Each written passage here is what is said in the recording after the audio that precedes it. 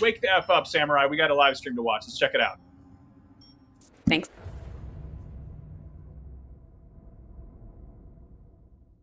You don't believe in no fate. Every day digging the grave. Stepping up here with the stakes. City of dreams, city of... Hello and welcome to this, the very first episode of Найт-Сити Wire, a brand new series from us at CD Projekt RED where we'll be talking about all things Cyberpunk 2077. For today's episode, we'll be starting with a brand new trailer. One of our developers will be joining us to help unpack everything you're going to see. We'll have some news, an announcement about a secret collaboration. We'll be taking a look at some braindance gameplay and welcoming back our developers just to have a chat about everything you're going to see. But there is one more thing. Media all over the world have been getting hands-on with Cyberpunk 2077, and when this episode finishes, you'll be able to go and check out exactly what they thought. So, let's get started. It is time to take a look at our brand new trailer, and after that, our lead quest designer Pavel Sasko will be joining us, because I've got a feeling you're going to have a few questions after watching this. So, let's take a look.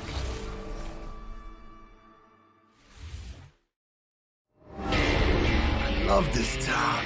The city of endless opportunity. Ready to get your cherry popped? Yeah, come on! City like any other, just bigger.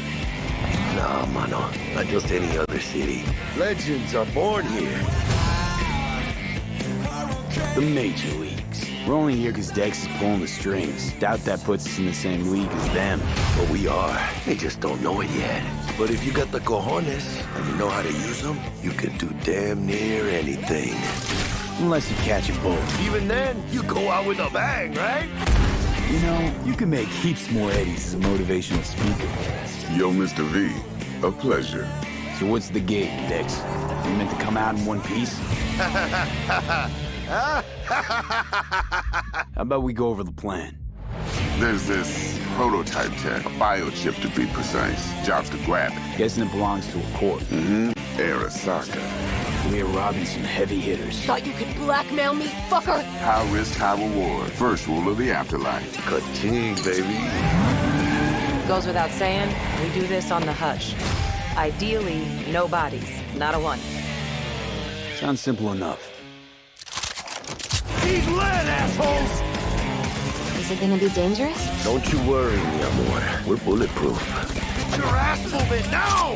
What the fuck just happened in there? Can't stop digging Найт-Сити. Fucking major leagues. Happy now, Jackie? Yep, that's fucking high! Time to bail! Oh my god, we're so fucked.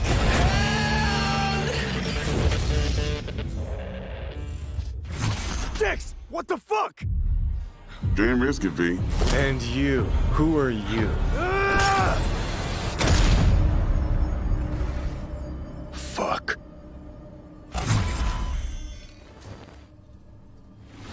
So the trailer contains footage from the game's prologue only, but there was an awful lot in it. So Pavel, why don't you try and help us unpack everything that we just saw?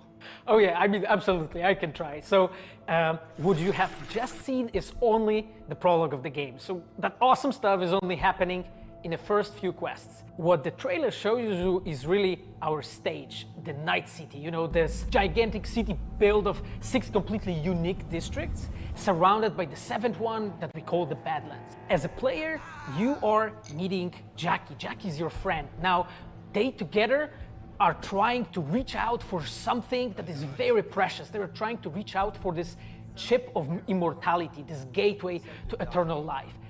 Jackie introduces you to fixer Dexter Deshawn. He's a very important person in the social ladder of Cyberpunk. He is able to provide the player with various jobs and contracts to be able to gather money, to be able to modify their bodies, push themselves to the limits, to put their hands on the chip. But as you can expect, not everything goes as planned, and but to see it, you will have to play the game. There are an awful lot of really cool things in this trailer, and there's a few that I would just love to talk about a little bit more for the people at home. So let's start with talking about a gang called the Mox. Now, we see a few flashes of them in this trailer. I personally think they're really cool and one of my favorites, but can you give us a little bit more information about them? Oh yes, so the Mox is one of the gangs that player is going to interact with throughout the game. The Mogs is the gang that has been formed in 2076 after death of Elizabeth Borden. She was called Lizzie. Now, she was an owner of a brothel and former sex worker, and she was protecting working guys and girls from harassment, from abuse, and the gang is really continuing her mission. And as a player, you are going to interact with that gang, meet multiple different NPCs, and craft your own relationship with them, and understand what they are all about. So earlier on, you did mention a 7th district, a place called the Badlands. Now, we saw a few shots of this in the trailer, but I'd love for you to give us a bit more detail about the district outside of the city walls. Okay, so the Badlands is this like dead, dried out space going around the whole Night-City. And as a player, you'll be able to traverse that space in your car or motorcycle. This is a space that is inhabited by the nomads. Nomads are living in different families and they are traveling across that space in convoys made out of the cars and motorcycles. And as a player, you'll be able to traverse and access different type of open world content that has been prepared specifically for you to get that awesome feel of the Badlands as an area. In the trailer, we also saw like a completely metal creature. Now, he didn't look like he was from the Maelstrom gang. This looked like something else. So please tell the people at home, who is this giant metal monster? Okay, so that big dude, that was Adam Smasher. He has been introduced in pen and paper in Cyberpunk 2020 by our senpai Mike Pondsmith.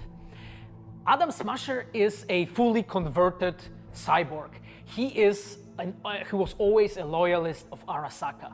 And time has changed, and in 2077 he had to find his own space in Night-City, but to find out you'll have to play the game. In this trailer, we do see some flashes of a Ripper Doc called Victor Vector. I think if people have watched our previous gameplays, they might remember him.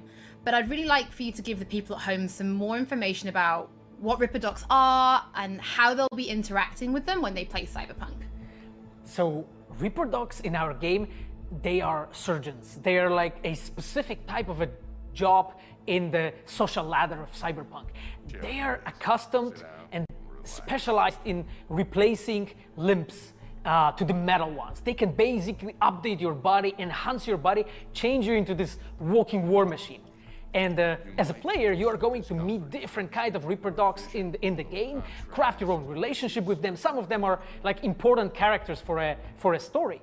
Through that, you will invest eddies that you're gathering to turn your body into this tool that allows you to survive on the streets of Night-City. Pavel, thank you so much for joining us. I know you'll be back later in the episode because you're going to be helping us to analyze the Braindance gameplay. But before that, we do have some news to share. Earlier in the year, we announced that if you pick up Cyberpunk 2077 on Xbox One, you'll be able to play it on Xbox Series X when the console launches. And just in case you missed it, it will be the same for PlayStation players as well. If you pick up Cyberpunk 2077 on PlayStation 4, you'll also be able to play it on PlayStation 5 when the console launches. And that's not all. There will be a free upgrade for Xbox Series X and PlayStation 5, but we'll have more details on that soon. To Night-City. Before we reveal our first look at the Braindance gameplay and welcome back our developers for a chat, there is just one more thing we want to announce, something that we've been working on in secret for a while. We are very excited to announce our partnership with Studio Trigger and Netflix to bring you Cyberpunk Edgerunners, a standalone anime set in the Cyberpunk universe, which we've been working on for some time now. Edgerunners is due to launch in 2022, but for some more information, let's go to the team in Tokyo.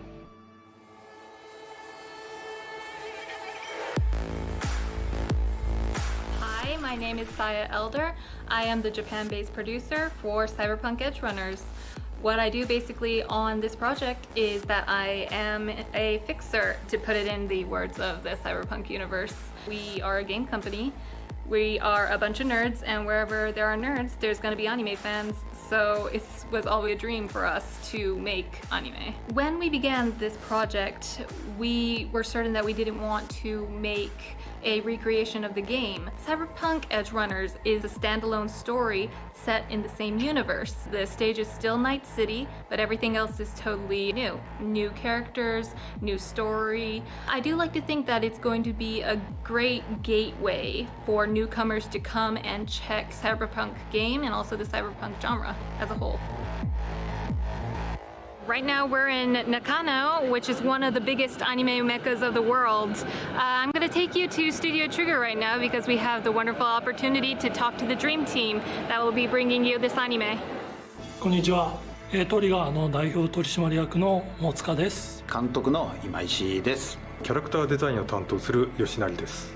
ゲームのサイバーパンクのファンの方、今回初めて触れる方両方に満足していただけるようにアニメを作るつもりです。よろしくお願いします。今回はそのサイバーパンクという僕らが10代の、一ファンにしか過ぎなかった頃に生まれたジャンル、そういうジャンルのものをまた、時代が何周もして作れるというのが非常に楽しみです。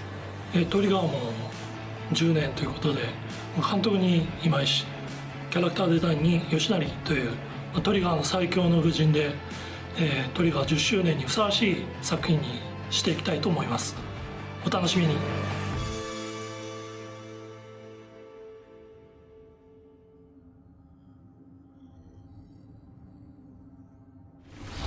Now it is time to show you some gameplay of Braindance. This is a feature that you'll experience when you play Cyberpunk 2077. Braindance is essentially a recording of somebody else's experience. It allows you to relive their sense of sight, smell, touch, and even hearing, all thanks to a special device. After the gameplay, I will be welcoming back Pavel Sasko, and will also be joined by Patrick Mills, our senior quest designer and all-round lore master, who will be helping to answer your questions and give you some explanation on how you'll be interacting with Braindance when you play Cyberpunk 2077. So, let's take a look. Plan simple, do nothing odd, don't get creative. You go in, snatch the cash, get out, and we sell the BD to those psycho freaks from the studio. Got it. And remember, everything on full blast. They'll spot us extra for a wicked adrenaline high. Okay, on you go.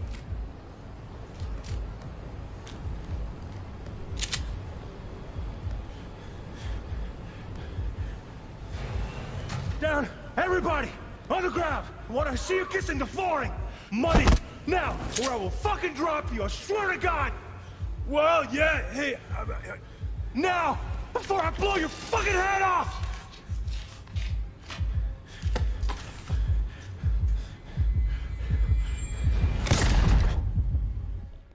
Ah! Slow, deep breaths. Your cortisol and adrenaline spiked, but the soft activated your hormone blockers. Nothing happened. You're alive and well. That was too much. Could feel the guy's pain, his stress, his hope. Hope wrapped up in something else. Mm-hmm. Probably took a booster just before. You'll be fine. Got everything set up? Let's switch over to editing mode.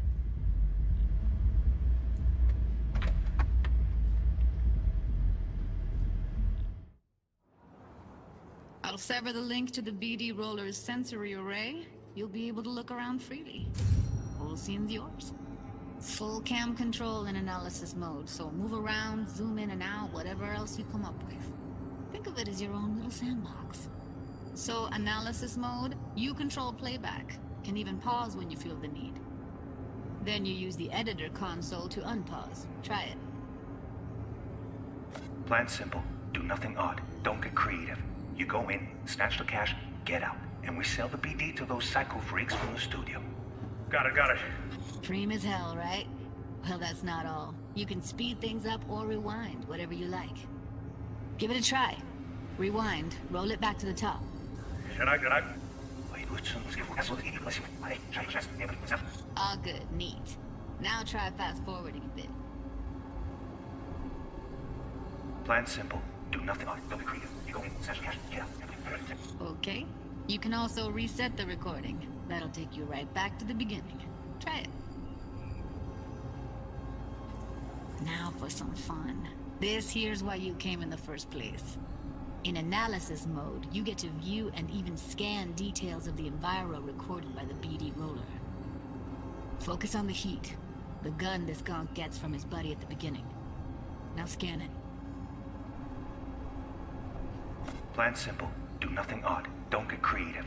You go in, snatch the cash, get out. And we sell the BD to those cycle freaks. And remember, Okay, right here. Excellent. Let's move on. Now heads up. In analysis mode, you can ferret out background noise and conversations if the roller got close enough.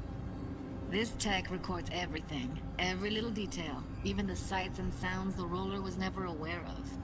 To see the sources of the recorded sensory signals, switch to the audio layer in the editor. Go ahead and try that now.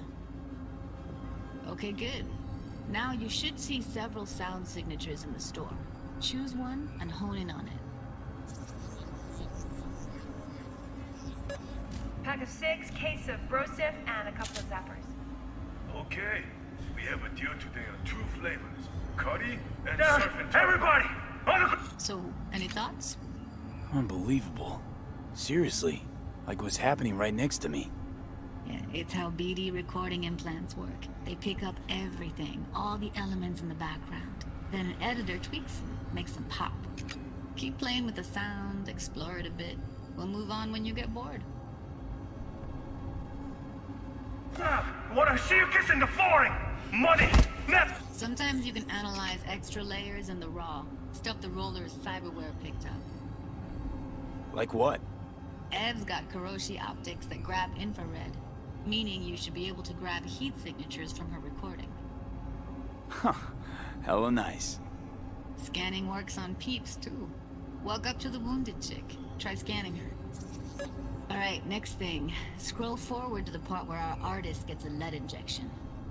Or I will fucking drop you, I swear to God! Well, now, fucking head off!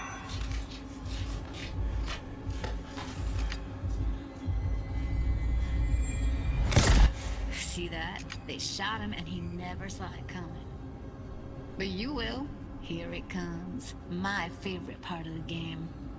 See the blinking thing over the entrance? Surveillance cam. Must have caught our shooter. You'll see in a sec. Cam feeds to the screen behind the clerk. Roll back to where the screen's in the kid's field of vision, then scan it.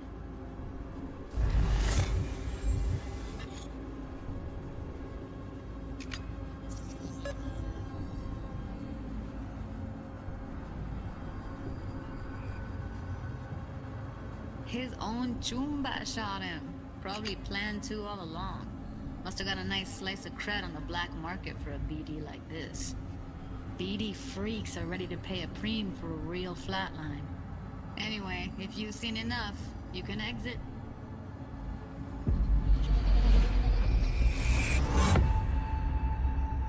Yeah, it's impressive, right?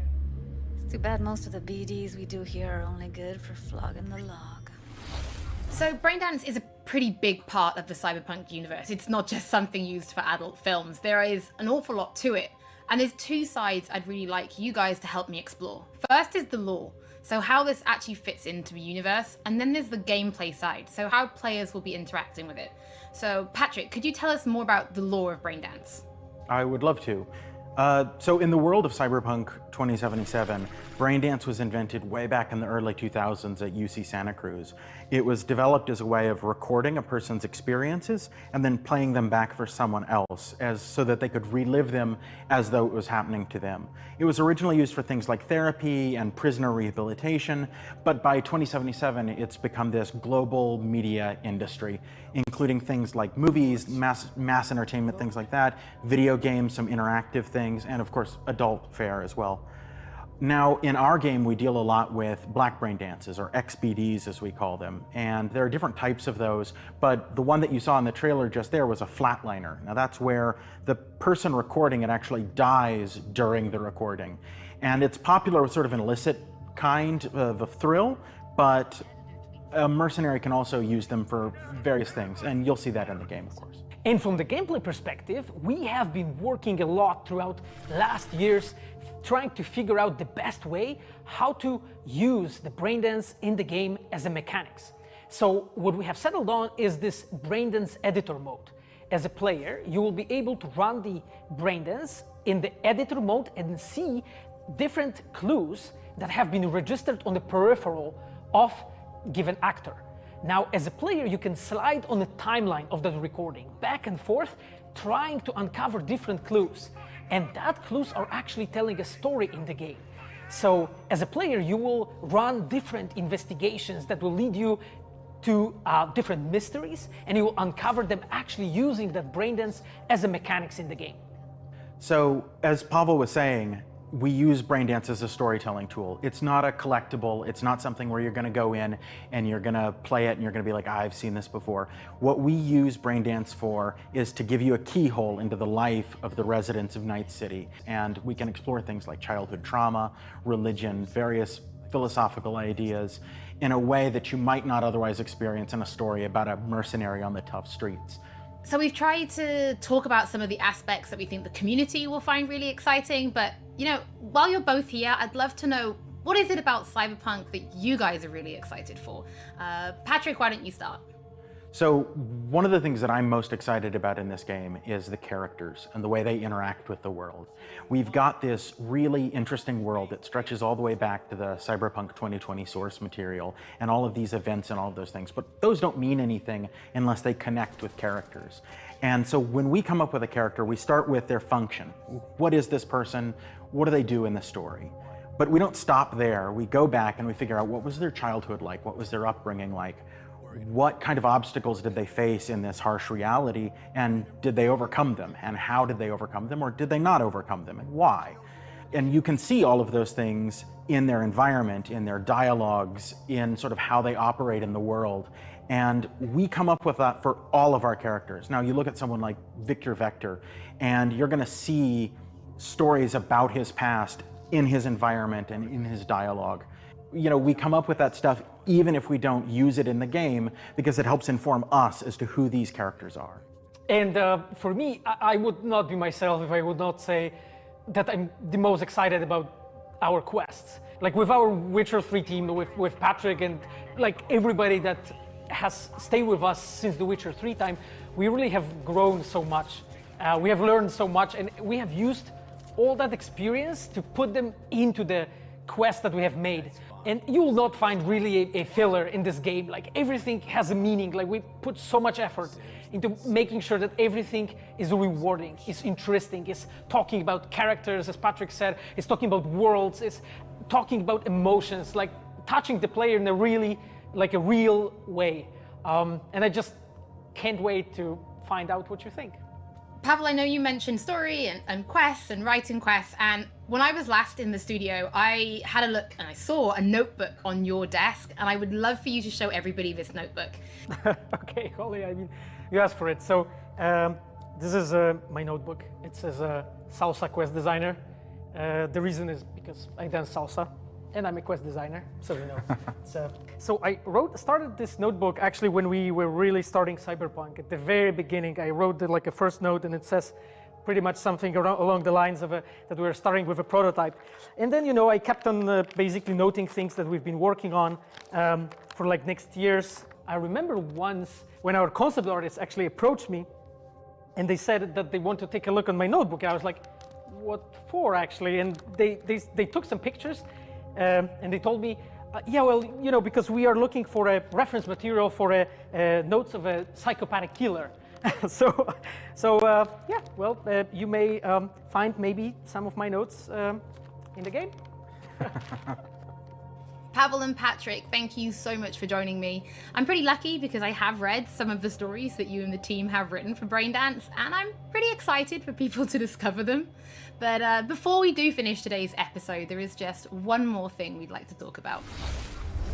Earlier in this episode, I mentioned that media have been getting hands-on with the opening of Cyberpunk 2077, and they should be posting their impressions right about now. And if you missed anything from today's episode, don't worry, we'll be uploading everything to our channels very soon. And finally, on behalf of everybody at CD Projekt RED, we just want to say thank you so much for joining us for this, the very first episode of Night-City Wire. But don't worry, we'll be back with episode 2 in just a few weeks. So, we shall see you soon.